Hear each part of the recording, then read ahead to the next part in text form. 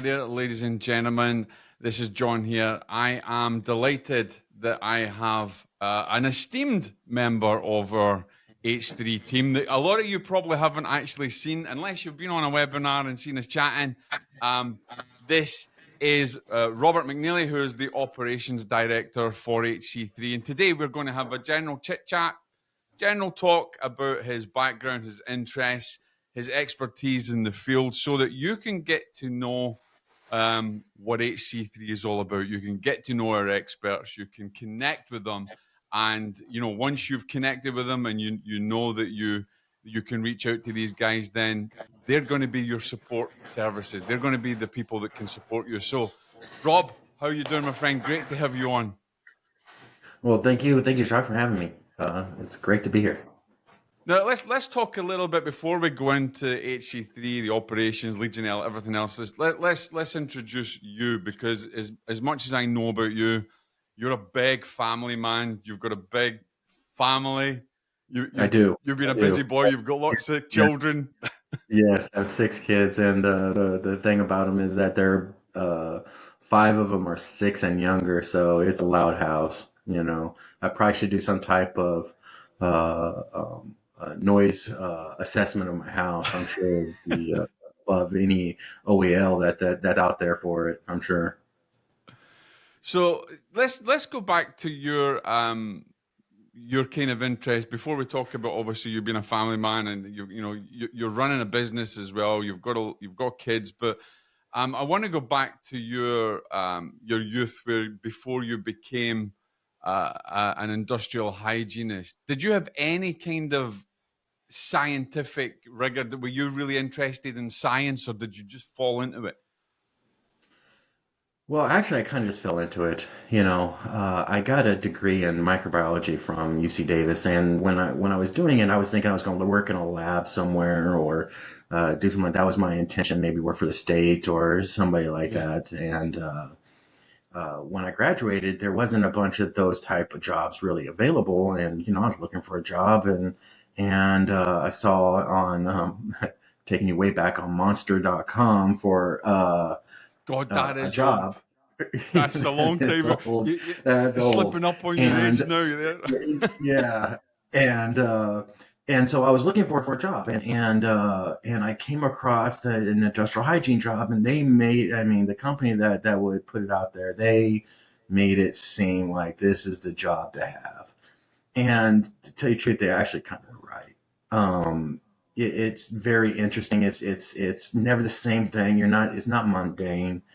And so, yeah, that's how I fell into it, and never looked back. And even though I actually did have opportunities to work in labs, after I started working as a industrial hygienist, I didn't go it because I go visit them, and it's just like that just looks so horrible, just the same thing day in and day out. And this job is not that. Is that So, what the Drew? Is that what you enjoy most about being an industrial hygienist? Is that it's the dramatic change that happens on a daily basis? yeah, I would say that is definitely one of the biggest draws, if not the biggest. Right. It's never the same day to day. You're never sitting there going, "Oh, this is going to be the same thing I did yesterday." There are times that it's kind of like that when you have a large project and you're kind of doing the same thing day in and day out for a little bit. Yeah. But in general, it's not that way. You're always working on something new, somewhere new, doing something interesting. When you first come into the industry, it's probably not quite as much, but I've been here for a while, and so it's just, yeah, it's always something new and it's something interesting, and it's almost like always putting puzzles together. If you're kind of like one of those Yeah. type of people like solving problems, and so it's every day, and it's actually great.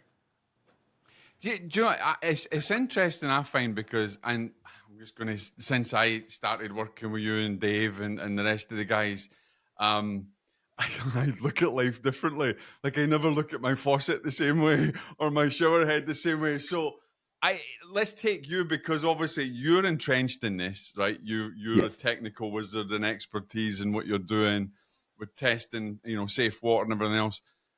How does that reflect in your life? Because I know I don't look at things the same way. So I mean, you've got a big family. Are you aware and more wary? of the potentials now? I definitely am. And I guess the thing is that when you've been doing it as long as David and I have been doing it, you realize that there's hazards around you all the Mm, time. You're constantly dealing with hazards, whether it be Legionella, like what we do a lot with, or mold, or even just heat and other types of hazards. We just always, that's our whole life. I mean, you're just dealing with hazards. So I think you kind of, once you've been doing it for a while, I think you kind of put context. Now there are definitely certain things that I'm like, okay, I would have done prior to mm, that. I definitely would probably not do too much now. Um, Mostly dealing with, hot tubs and stuff like that. mm. And even drinking water, I would say, you know, uh, before I would just, I think we all did as a kid, would drink water out of the hose out of the front yard. Now today, I probably wouldn't do that. Mostly just because, I've seen what has come out of those hoses, especially ones old hoses that haven't been haven't been changed and haven't been used. You're So, fearless when but you're young, though, Rob, aren't you? You're oh fearless, don't oh you? You don't think about it. yeah, just don't even think about it, And also, look at things we used to swim in, and now you'd Oh, be like, oh, I don't know, I mean, I could tell stories when I was a kid, you know, there's living on nightmare. on a farm, and the Yeah, things he would swim in. Yeah, horses troughs, whatever it might be, and I'd be like, no, no, not going to do it. But yeah, I mean, I think we always are dealing with hazards in our life, and I think you kind of put things in context. Uh, you know, and we all do kind of a risk assessment every day, mm. even if you're not in our job. I think we all kind of look at things and do Oh, risk assessments absolutely. and everything, and so yeah, I think there are some things that kind of jaded me on certain things, but in general, I think I kind of look at everything in context. You know, do you look at things, Rob, with your, obviously with your kids because we're more aware now? Are you kind of more because you've had the experience, you've seen what's come out of some of our taps and our water? Are you kind Hmm. of very wary about exposing your children to anything like Yes. that? Absolutely, and I find that yeah, I think I definitely, when it comes to water, and I definitely find that I'm probably a little bit more uber focused on that than probably the general public. They're just thinking, hey, shoot, I bottled water, we're all good. Well, maybe not, but I don't want to ruin people on bottled water. If you're fine with it, then you're fine with it. So you but for myself, yeah, especially with my children, I definitely find that when it comes to water quality and water, how we deal with water, is probably a little bit more conservative than the average person. Most Do definitely. you? I'm going to kind of throw you. It's not throwing you under the bus because I know this can be quite a controversial topic. Because so anybody who's listening out there, and I know that we have a lot of exposure to media outlets and things like that.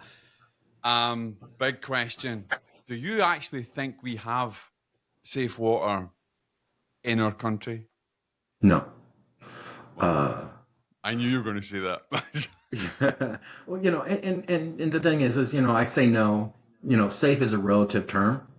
Yeah, yeah, yeah. Do I, do I believe is as safe as marketed or as portrayed by municipalities and the government? No, by no means. You mentioned something that was Um, interesting there because I thought I was safe. You mentioned even about bottled water, right? Now, mhm. since working with you guys as well, I'm like I don't take nothing out of the tap, right? I don't even boil food out of water out of the tap. That's how I'm like, okay, no, okay, Dave said this and this. So um I use bottled water all the time and I'll use like alkaline water and we use it even to cook with and to drink and everything else. But you Mhm. mentioned that Mhm. even some of the bottles that we have are just not safe. Are we getting into kind of the PFAS type idea now or what? Yeah, I mean, the PFAS can be an issue with those. I'm not going to say that all bottled water is not good. I'm just more of saying don't always believe what if they're saying, oh, this is nice healthy water. It's not, their definition of of healthy water or safe water might not be your definition, and it might Yeah. not meet your definition of safe water.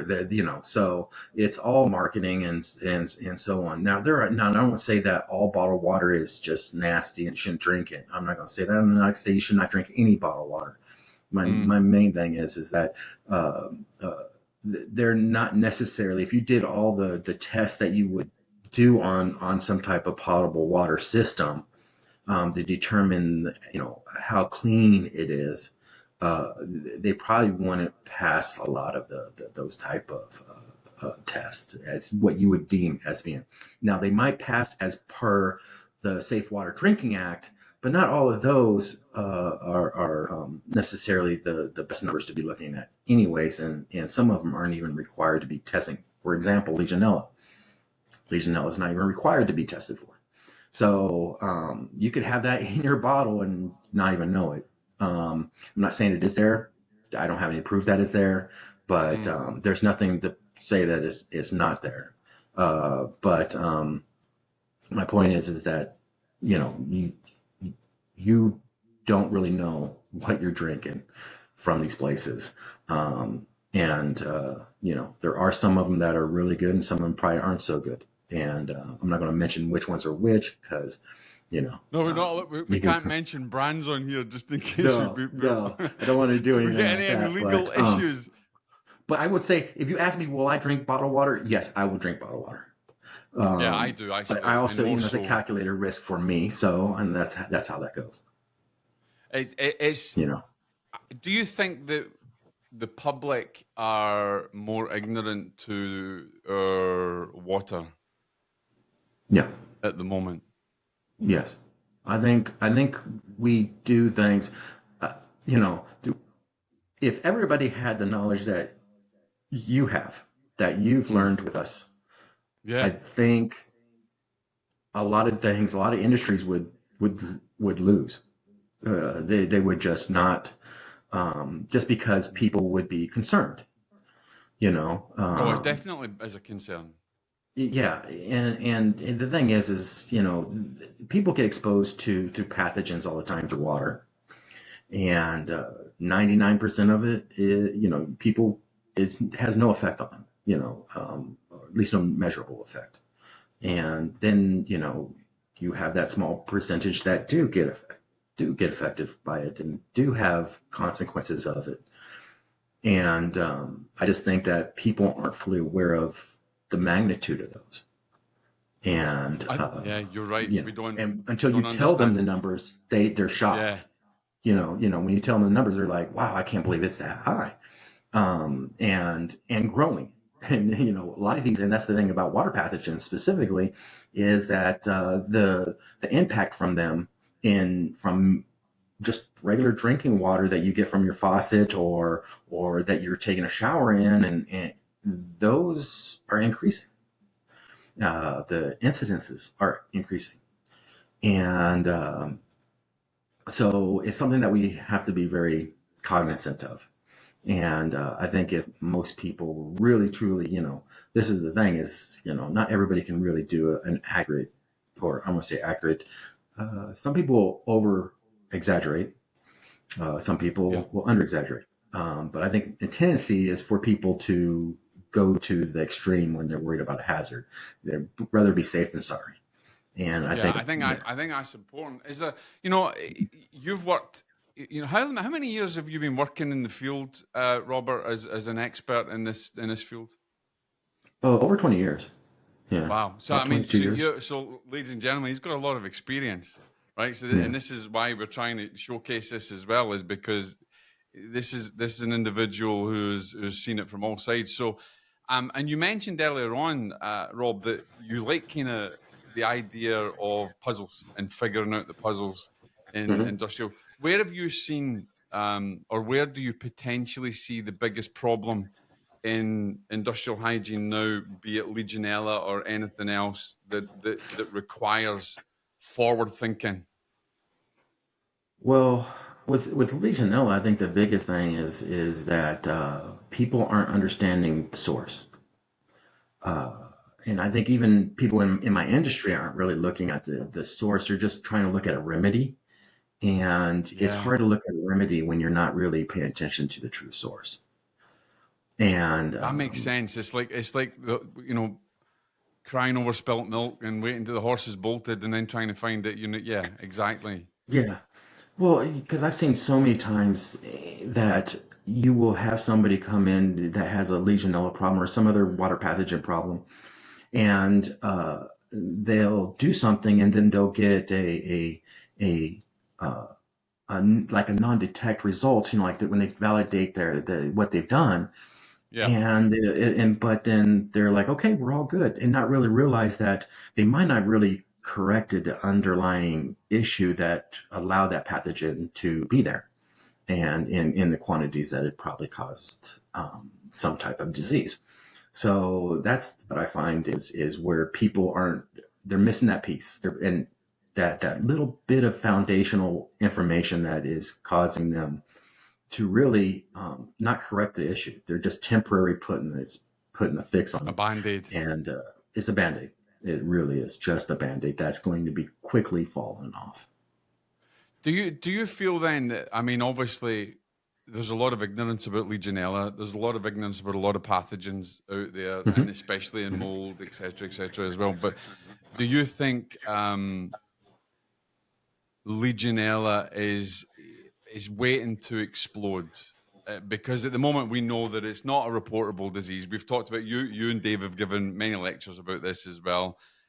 But it seems to me that this touches every aspect of our lives, albeit at home, in the workplace, even in the restaurants and things that we go into. Because I mean, we've worked on operations where water features are totally contaminated, being called in to deal with remediation things there. Do you think this is perhaps a battle that's waiting to really explode? Yeah, I mean, the short answer is yes. It does appear. I mean, even the numbers are showing that that's the case. Is that the numbers are still, we're more aware of this organism than we ever have been, and we've come out with guidelines. We've come out with all kinds of guidance and documents to try to combat this organism, this one and others, all water pathogens. But it's not even putting a dent in the numbers of cases. Yeah. So obviously, you know, there's going to be an increase, and there's a variety of thoughts on why, and nobody really knows the absolute reason why, and it could be a combination of reasons, but it does definitely appear to be increasing and almost exponentially. I mean, it's the numbers are just going crazy, and some of that could be because we're diagnosing it better. It could be also, has some people believe it has to do with water conservation. Also, in the process, the way we process water, we're running out of water. So, we're from, some people say from toilet to tap is a lot faster than it used to be. And so because we have our populations are just so water's an issue. Here in Florida, where we're at, water's an issue. They're basically saying within the next 10 years, we're going to not have enough water for people. And so they're always looking for new ways That's a to. frightening. That's a frightening It, thought. it, Even it's it's vision. it's it's frightening and shocking, and you figure, well, It we're is. surrounded by water. Well, that water is not that easily to made to be drinkable and to be potable, and we're coming up with new ways to make water potable. The problem is that the consequences of that are not fully recognized until Mm-hmm. they show themselves. It's And interesting when sometimes I too when late. I first came to Florida, and I lived in Claremont, right? And I'm sure Hmm. area in Claremont, but coming from Scotland and landing in here, I thought, hey, Florida, beautiful, it's sunshine state, everything, oranges everywhere. And then I got in the shower, and it just absolutely the water stunk. It looked sulfur. It was smelly. It was, and I got really concerned. I was like, "What the heck am I bathing in, or what the heck are we drinking?" You know, that's quite a scary situation. And then to think that we might run out of water when we're absolutely surrounded, that It doesn't bear thinking about. no, it doesn't. So, I know that especially like here in Florida, I can just speak about that, is that they're definitely making a huge push on new ways to reclaim water, to desalinate, ways of getting the water that we do have access to make it potable.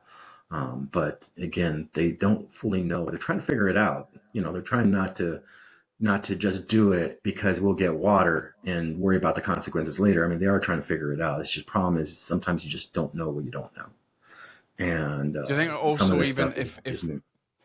Rob, if we move forward and we find, to get potable water, and it seems to me there's a lot of false positives as well, and sometimes if we don't take seriously Legionella or other pathogens, what we Mhm. may think is potable actually isn't. I mean, how do we combat that? It's sometimes it requires. Sometimes we don't know until somebody's sick, Yeah. and then we have to. Then we're behind and behind the curve. Where Mm. we're trying to play catch up, and a lot of people unfortunately will get sick and potentially die. Uh, and that's nobody wants that, and that sometimes is a situation when we're always. It just seems like we're always trying to react and not be proactive. And I love that. I love that, but it's a reactive thing rather than being proactive. And I think it's important for us to move into being more proactive now. Absolutely. And I think we're kind of learning from that and learning to Yeah. try to be more proactive. But the problem is that people are people, and they usually don't want to try to solve a problem until the problem actually is there. And unfortunately, when it comes to water pathogens, once you actually realize the problem, it might be too late and to correct it. I mean, for example, this with all the new changes that they're making to the potable water. I mean, to the municipalities are getting all this influence of money from the federal government to change their pipes and do all these kind of things. Well, there's going to be ramifications from that because those pipes have been around for a very long time, Yeah. and you start disturbing them, you're going to create It's going to explode a because problem. obviously you've got Yeah. pipes in there that are lead line. Hmm. We've got lead in them as well, as we've seen from Hmm. further north and the problems they've had. Yeah. And then, of course, when you try to change them, you're then going to introduce pathogens without even knowing. Exactly, and so I think when they're doing these things, they're not. I don't think they really fully realize the ramifications of their actions when they're doing it, and I don't think they're educated. They even have the experience to know this. I think there's some that probably do, but in general, I just don't think that a lot of times people when they're doing things when it comes to water systems they're worrying about water pathogens. It's just not a concern because it's not something that they deal with on a daily basis. And the people who deal with it are not the ones that are making the decisions and and doing the impacts to the whole system as a whole. So it makes it difficult for them to really know what the implications are of their actions when it comes to water pathogens. So it's going to get worse before it even gets better because it just seems that Oh, everything's very slow uptake. it is going to be it's going to be huge. I foresee it to be a really big issue, um, solely because you know it's going to impact so many people, and so I see that especially, and it's not just Legionella. It could be Pseudomonas, um, and some of the other water Yeah, I find that pathogens. fascinating. The Pseudomonas Yeah, as well. That's yeah, it's yeah, and people don't really talk about that, or No, NTBs I know they and don't. some of the other Clearly, ones. actually, I've noticed that they don't. I Yeah. said to Dave the other day, I said, I'm going to write an article on Pseudomonas just because I'm interested in it. Yeah. And I do find it really interesting because we don't with Legionella, is underreported, so we've seen an Yeah. increase over the years. I mean, even through COVID, as we've done in some of our lectures as well. But that's another thing. Pseudomonas in health establishments. Oh, Nobody's it's a huge it's a nobody. huge issue. It's not taken on board. Yeah, and I think sometimes, I think we why Pseudomonas and some of the other water pathogens is because they don't cause their rate of death is not as high as Legionella. So they kind of get put back, even though they have, for healthcare costs, they have more than doubled what Hmm. Legionella has cost over say the past 20 years. Hmm. So they're a huge hazard, and I think it's solely because they don't cause any deaths as Legionella that they aren't really thought about or even concerned about, and plus also they're not as easy to detect as Legionella. Some of them, especially NTBs, they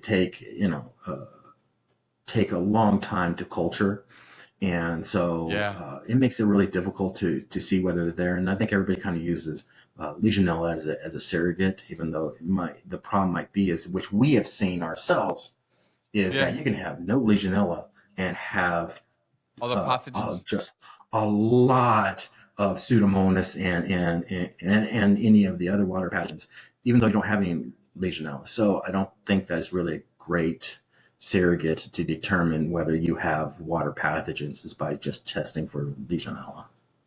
Do you think we need to, Rob? Do you think it's important for us as an organisation, HC3, to also educate about Pseudomonas and other pathogens other than just Legionella as well? Because it seems Absolutely. to be they're working hand in hand, essentially.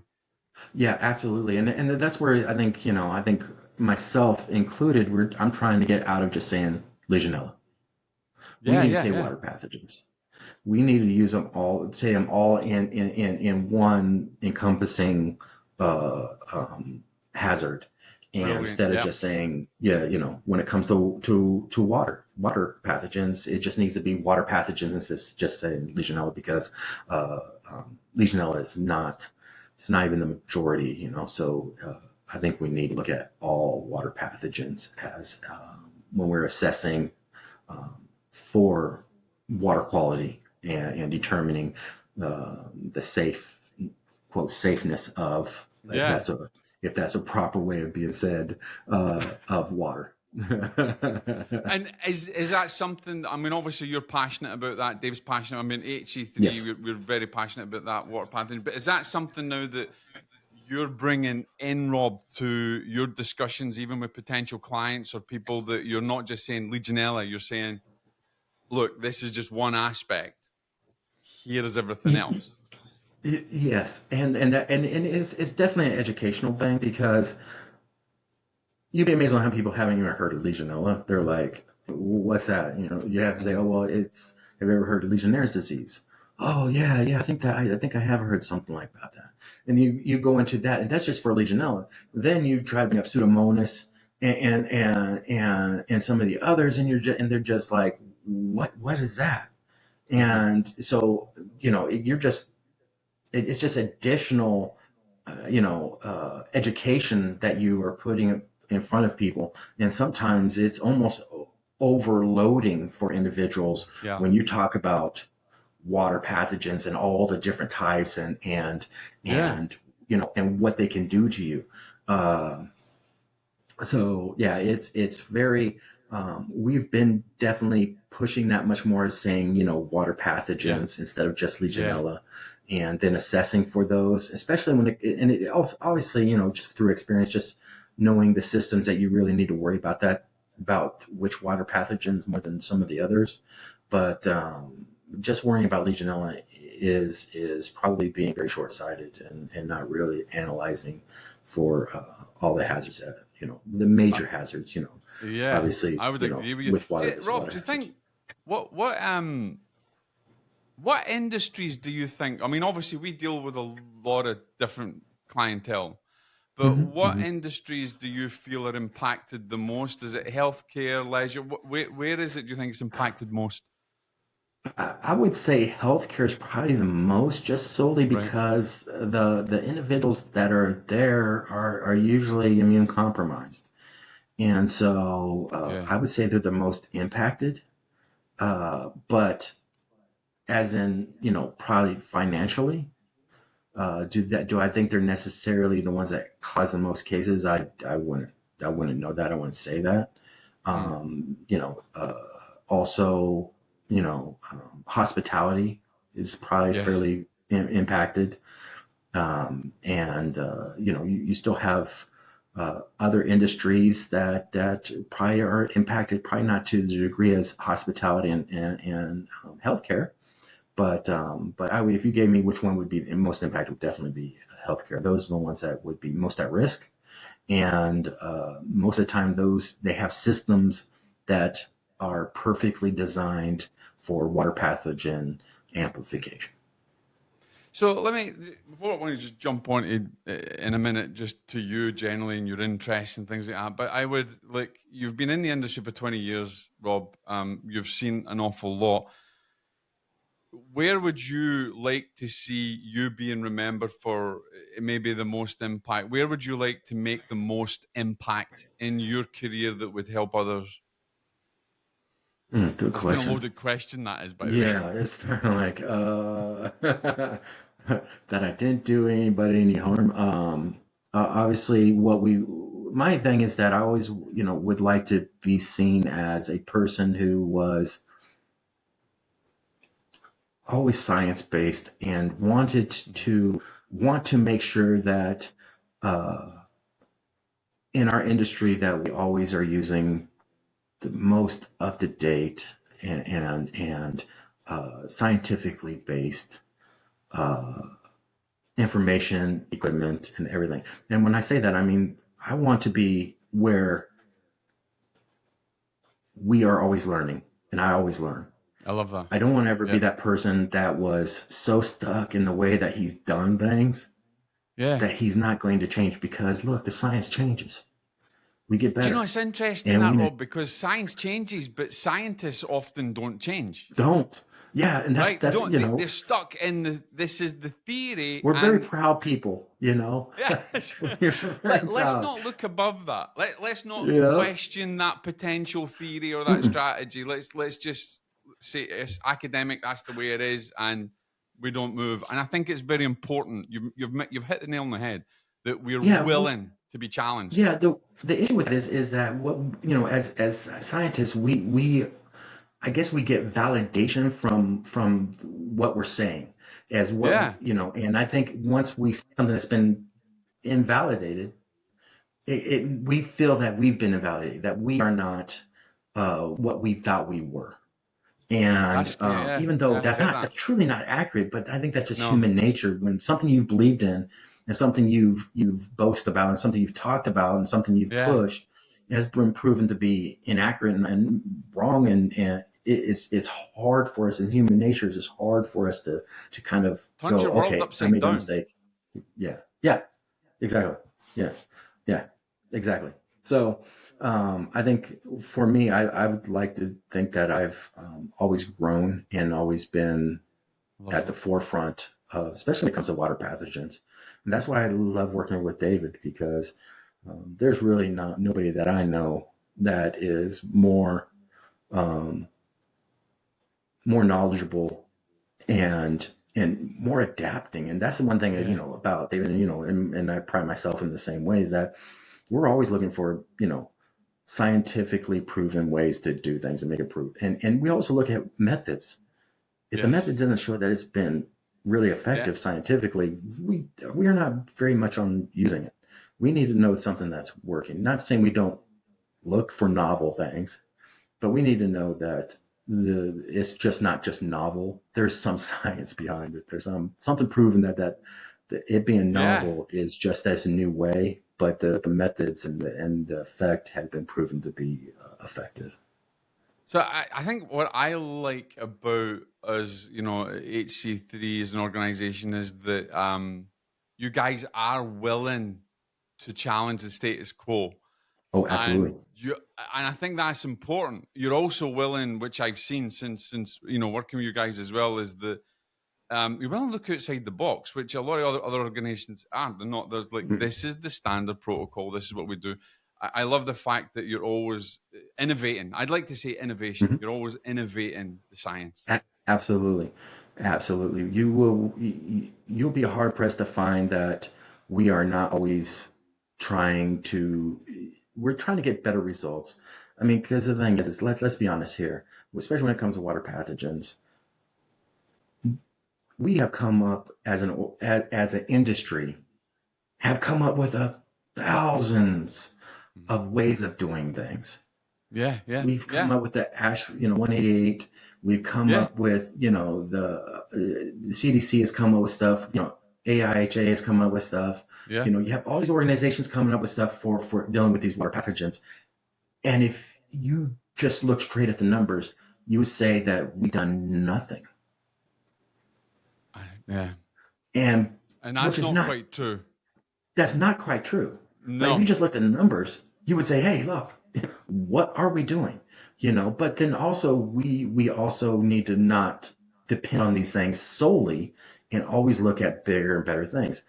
There's some people who believe if you do that, the actually 188, that if you don't do it, you're going to have an outbreak, and if you do it, it's going to save you from an outbreak, and that's not. Neither are accurate, but I think the problem is that people depend on some things so much that they don't really look at their at the complications of it all, and I think that's what we're trying to do. Is water pathogens are very complex. Some people say, "Oh, it's not rocket science. That's easy stuff." No, it's really actually more difficult than people make it out to be. And we all as an industry need to realize that and not just create documents and say this is the end all be all, because there is no silver bullet for this. And we're No, I learning think you're that. right. You can't just go from a standard, an SOP. I mean, Yeah, there's room for it, but you need yeah. to be willing to look beyond. Exactly. And that's where we're trying to get, is that we're trying to be on the cutting edge of everything Yeah. to try and make sure that we can give everybody the tools that they Yep. need to succeed when it comes to water pathogens. Because let's face it, Uh, I think pathogens are going to evolve, and yes, absolutely. there's probably pathogens we don't even know about, Rob. Yeah. Oh, I guarantee there probably is. We don't Right? know. Yeah. We definitely don't know all. And and the problem is some of this is also the part of the issue too. Is some of the corrections that we have today for some of these pathogens are a hazard in themselves. So Yeah. we're getting rid of one hazard And creating for another. another. So it's not simple. If you Yeah. feel like this is just simple, then you're probably doing it wrong. That's true. That's true. Listen, Rob, I love your passion. I think it's great. Let's, for the last few minutes, let's kind of talk a little bit about you. What makes you tick? What are Okay, your yes, sir. interests? How does Rob? I mean, I know you love your kids, obviously, or you wouldn't have had so many in your family. But how do you chill Yeah, out? What do you like to do other than your, diving into all this science? you know, I think that is pretty much my world these days. Is my Is just children's your family and the brilliant? science. Uh, I do go on maybe a trip with my wife once every 2 years, maybe. And then at home, it's really until almost bedtime. I'm dealing with the kids, and then uh, afterwards, I'm probably going to be looking at something that David sent me,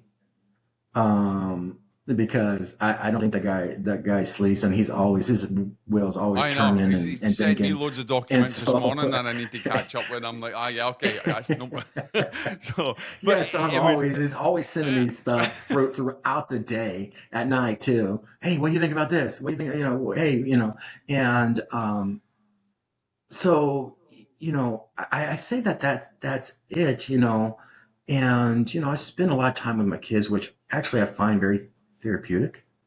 that's brilliant. I love that. From Yeah. this, from even though they're loud and obnoxious and just crazy sometimes, um, I find Yeah, I that, bet you that's were though actually when my you were best. young as well. That's where we got to I, remember I'm that. sure I was, but I was actually, believe it or not, I was a single.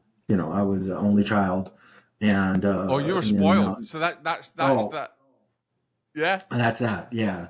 And so now that I have six, it's kind of like, wow, I don't know how I would have survived in this group. Wow. But yeah, it's so that, I can't say I don't have any. I like watching sports and stuff like that, like the Olympics. Olympics just got done. I've really liked watching all those, and when I had a Yeah, I've chance. been watching that a lot. Simone Um, Biles has been doing. I mean, the whole American team's been doing freaking amazing. yeah. They did really well, and so but the things that I like to do, I really just, like I used to golf a lot, but I don't, I just don't have the time, and it's not like I regret that. I actually You need to get enjoy back out in the my life. course, dude. I'm telling you, I used to go a lot, and I haven't gone in a while. But that's the kind of stuff I like to do. Yeah, But now I just, I'm trying to run a company, trying to get this going. I yeah. have a company, a company at home too.